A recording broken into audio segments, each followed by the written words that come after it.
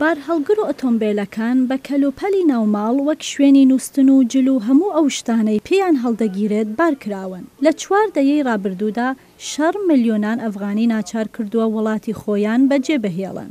95% پەنایان بردە وڵاتی دەراوسێیان ئێران و پاکستان.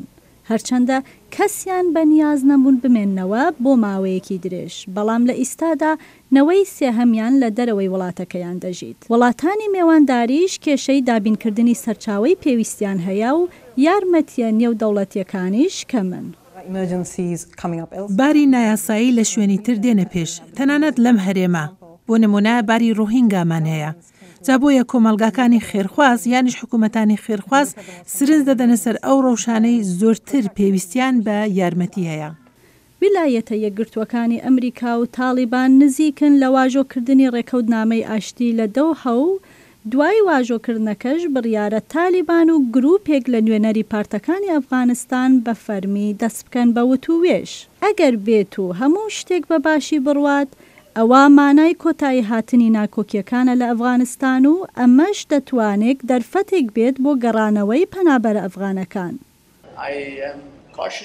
من بە وەریاییەوە گەشتبینم بە بەرەو پێشەوە چوونەوەمان و بێگومان ئەمە کێشەیەکی ئاڵۆزە.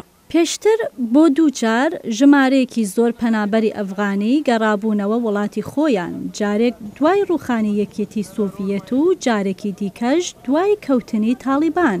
بەڵام هەردوو جارەکە بەهۆی دۆخی نالەباری ئەفغانستانەوە ناچار بوون دووبارە وڵات بەجێبهێڵن.